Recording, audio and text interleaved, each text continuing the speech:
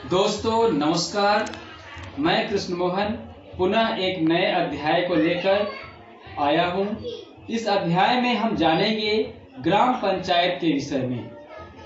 73वें संविधान संशोधन के अनुसार त्रिस्तरीय पंचायती राज में प्रारंभिक स्तर की संस्था ग्राम पंचायत सबसे महत्वपूर्ण संस्था है। ग्राम पंचायत ही निर्वाचित प्रतिनिधियों की एक ऐसी संस्था है जिसे जनता के आमने सामने होकर जवाब देना पड़ता है तथा अधिकांश कार्यकलापों के लिए निर्णय लेने हेतु पहले उसकी सहमति लेनी अनिवार्य होती है। तो अध्याय शुरू करने से पहले आप मेरे चैनल को सब्सक्राइब कर दें और साथ ही हमारे वीडियो को लाइक कर दें। और आगे हम आइए अब जानते हैं कि ग्राम पंचायत का स्वरूप क्या है। ग्राम पंचायत का क्षेत्र बिहार पंचायती राज अधिनियम 2006 के प्रावधानानुसार लगभग 7000 की जनसंख्या पर डीएम द्वारा घोषित किया जाता है। जैसे 2-3 गांवों को मिलाकर के अगर जनसंख्या 7000 के करीब हो जाती है तो हमारे स्थानीय जो वहां के जिलाधिकारी होते हैं उनके द्वारा वहां पर एक ग्राम पंचायत का गठन कर दिया जाता है। ग्राम पंचायत में एक या एक से अधिक राजस्व गांव शामिल हो सकते हैं। मुखिया संबंधित ग्राम पंचायत के सभी मतदाताओं द्वारा प्रत्यक्ष रूप से बहुमत के आधार पर निर्वाचित होते हैं। ग्राम पंचायत के प्रतिनिधि प्रत्यक्ष रूप से मतदाताओं द्वारा बहुमत के आधार पर निर्वाचित होते हैं।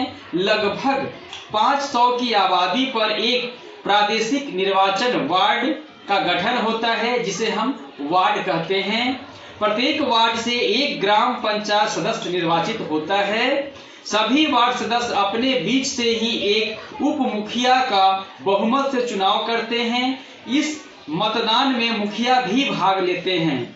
मुखिया, उप मुखिया और सभी वार्ड सदस्यों को मिलाकर ग्राम पंचायत का गठन होता है। ग्राम पंचायत का कार्यकाल प्रथम बैठक से 5 वर्ष तक का होता है। जैसा कि दोस्तों हम सभी ने जाना कि ग्राम पंचायत में जो भी हमारे गांव के वार्ड और उप मुखिया और मुखिया मिला करके एक यूनिट होता है जिसे हम ग्राम पंचायत कहते हैं। ग्राम पंचायत की संरचना निर्वाचित मुखिया, उप मुखिया एवं प्रादेशिक निर्वाचित क्षेत्र के निर्वाचित सदस्य जिसे हम वार्ड सदस्य कहते हैं सम्मिलित होते हैं। शपथ ग्रहण, जब ये सभी निर्वाचित हो जाते हैं तो ये लोग प्रतिज्ञा लेते हैं।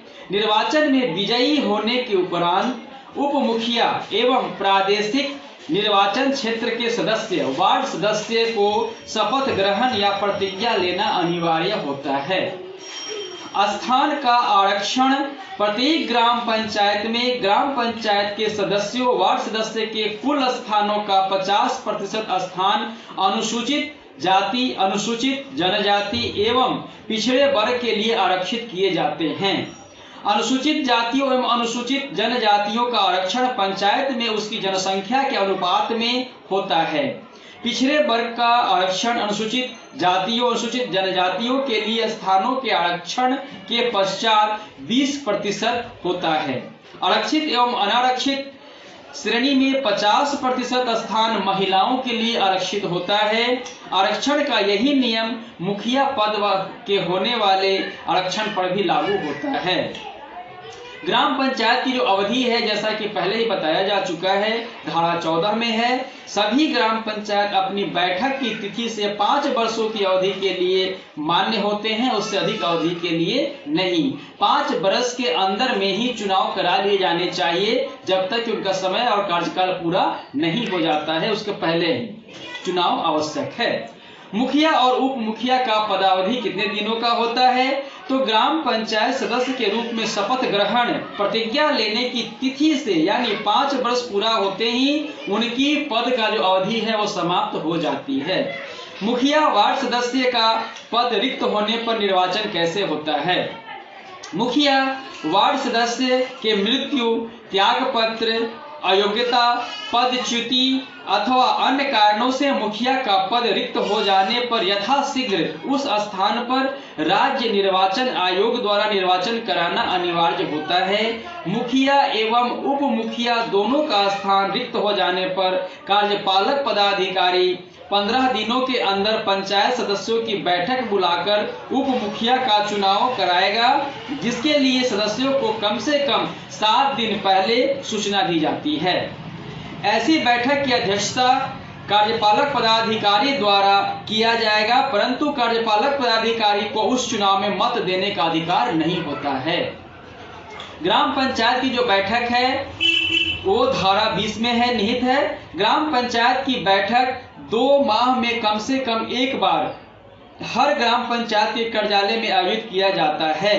इसके लिए मुखिया जब भी उचित समझे तब सूचना देकर ग्राम पंचायत की बैठक आयोजित कर सकता है। इसके अतिरिक्त ग्राम पंचायत के 1/3 सदस्यों से लिखित अनुरोध प्राप्त होने की तिथि से 15 दिनों के भीतर विशेष बैठक आयोजित किया जा सकता है।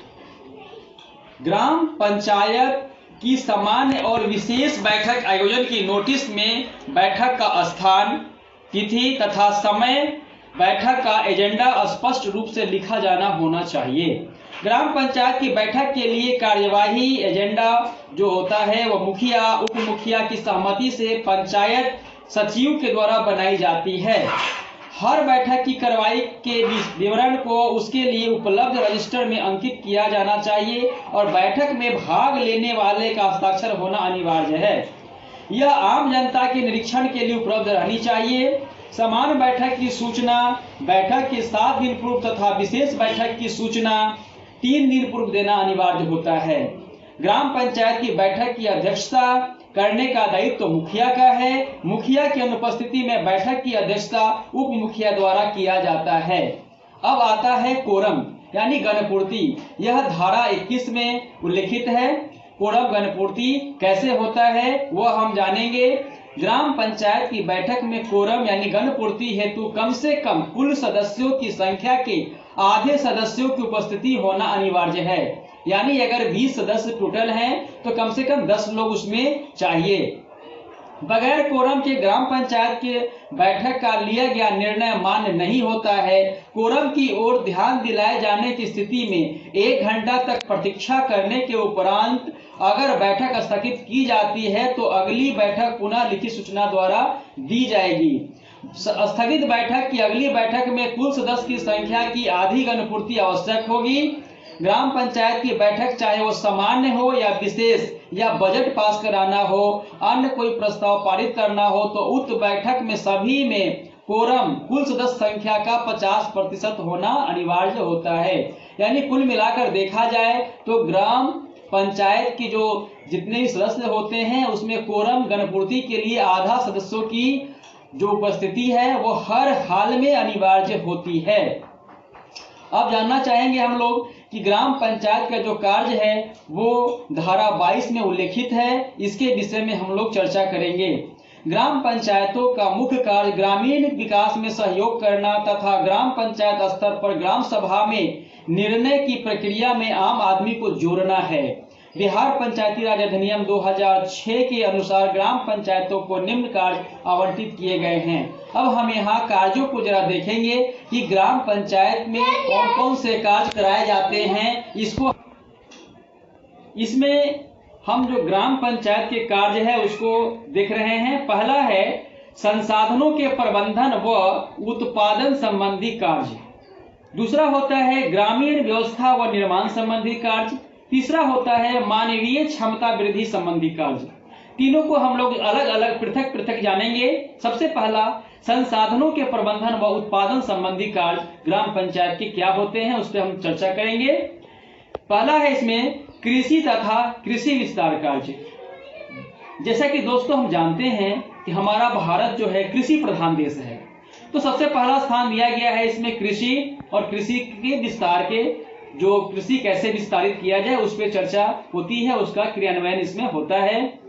अगला है सामाजिक और फॉर्म वनोद्योग, लघु व वन उत्पाद, ईंधन और चारा, ये सारे कार्य जो हैं कृषि से जुड़े हुए हैं और संसाधनों और प्रबंधन उत्पादनों के अंतर्गत आते हैं। अगला है पशुपालन, दुग्ध उद्योग और मुर्गी पालन, मछली पालन, खादी, ग्राम उद्योग एवं कुटीर उद्योग, ग्रामीण स्वच्छता एवं पर्यावरण, ये सारे संसाधनों के प्रबंधन व उत्पादन संबंधी कार्य ग्राम पंचायत के हैं। दूसरी तरफ हम जानेंगे अब कि ग्रामीण व्यवस्था व निर्माण संबंधी कार्य क्या क्या होते हैं। इसके अंतर्गत में ग्रामीण गृह निर्माण, पेयजल व्यवस्था, सड़क, भवन, पुल, पुलिया, जल मार्ग का निर्माण, विद्युतीकरण एवं वितरण संबंधी कार्य, गैर परंपरागत ऊर्जा स्रोत जैसे कि सौर ऊर्जा, पवन ऊर्जा, ये सारे आते हैं। जन वितरण प्रणाली, सार्वजनिक संपत्ति का रख रखाव, बाजार व मेला, ग्रामीण पुस्तकालय व वाचनालय, खटालों, कांजी हाउस तथा ठेला स्टैंड का रख रखाव एवं निर्माण, कसाई घरों का निर्माण एवं रख रखाव, सार्वजनिक पार्क, खेल कूद का मैदान आदि का रख रखाव, सार्वजनिक स्थानों पर कूड़ादान की व्यवस्था, झोपड़ियों एवं शेडों के निर्माण तथा नियंत्रण, ये सारे ग्रामीण व्यवस्था व निर्माण संबंधी कार्य ग्राम पंचायत के हैं। अगला ग्राम पंचायत का जो कार्य है वो मानवीय क्षमता संबंधी वृद्धि कार्य है, जिसमें क्या क्या है वो जानेंगे। शिक्षा, प्राथमिक व माध्यमिक स्तर तक का ये ग्राम पंचायतों के अंतर्गत आते हैं। वयस्क व अनौपचारिक शिक्षा, लोक स्वास्थ्य एवं परिवार कल्याण, महिला व बाल विकास, गरीबी उन्मूलन यानी गरीबी को हटाना, कमजोर वर्गों को विशेष रूप से अनुसूचित जाति तथा अनुसूचित जनजाति का कल्याण करना, सामाजिक सांस्कृतिक तथा खेल कूद को बढ़ावा देना, शारीरिक एवं मानसिक रूप से निशक्त व्यक्तियों के लिए सामाजिक कल्याण करना, ये सारा मानवीय क्षमता वृद्धि संबंधित कार्य हमारे ग्राम पंचायत के होते हैं।